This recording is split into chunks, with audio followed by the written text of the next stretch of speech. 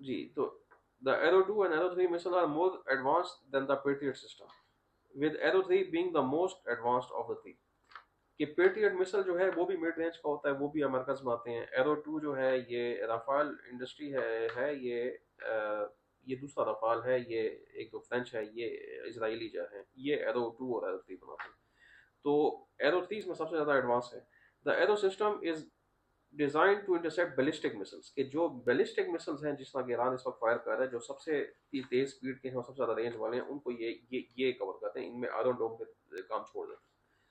अच्छा, आयरन डोम उसके बावजूद भी 20-30% इंटरसेप्शन वो अपनी कर है मिसाइल्स की, लेकिन ज्यादा जो है ये एरो के मिसाइल जो है 2 और 3 इस्तेमाल हो रहे हैं। While the patriot system is a more generic for generic purpose, कि जो है पेट्रियट सिस्टम मिड रेंज के लिए मोन वेरियस पर्पसेस के लिए इस्तेमाल होता है, ये स्पेसिफिक बैलिस्टिक मिसाइल्स के लिए एरो 2 और arrow 3। Air defence system capable of intercepting a wider range of threats, including aircrafts and cruise missiles. Patriot missile जो है वो क्रूज मिसल्स और एयरक्राफ्ट के लिए इस्तेमाल होता है, और ज़्यादा वेरिएबल किस्म के रॉकेट्स वगैरह के लिए। स्पेसिफिक के लिए ये एरो 3 है। Arrow 3 is specifically design for exo atmospheric intercept, कि जिस किस्म का, जो मैं मसला आपको बता रहा हूँ, कि जब ईरान ये स्पेस के अंदर एक मिसल चला गया और फिर वापस आया जो सबसे एडवांस है, तो उसके लिए एरो 3 इस्तेमाल होता है।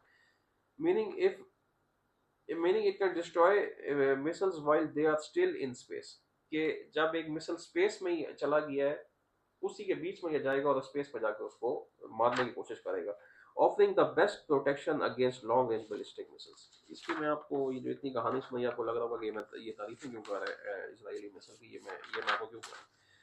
अगर इन सारी तारीफों के बाद कि जी ये सबसे एडवांस्ड है, पेट्रियट में मिसल जो इसका आपको अमेरिकन मिसाइल्स हर जगह नाम सुनने में मिलता है, ये उससे एडवांस है। थर्ड मिसल जो है, जो सबसे एडवांस है अमेरिकन, जो उसने कोरिया को दिया हुआ है, जो उन्होंने ताइवान को दिया हुआ है, नॉर्थ कोरिया के बैलिस्टिक मिसाइल्स रोकने के लिए, ताइवान की इन्वेजन ना हो जाए, चाइना की इन्वेजन ना हो जाए ताइवान पे, उसके लिए खिलाफ। अगर उन थर्ड मिसल से भी एडवांस है, अगर ये इतनी एडवांस चीज़ है, ये वहाँ पे डिप्लॉय हुए हुए थे, इससे शायद सुपीरियर टेक्नोलॉजी एग्जिस्ट ना करती हो, कि जो अमेरिका टेक्नोलॉजी इसराइल को देता है उससे पार टू नन, कोई कोई उसका मुकाबला नहीं है। अगर उसके बावजूद मैं आपको समझाने की कोशिश कर रहा हूँ, इसराइल ईरानियन मिसल अंदर दे रहे हैं, ईरानी बैलिस्टिक मिसाइल्स हिट कर रहे हैं, तो आप ये समझें कितनी बड़ी कामयाबी है।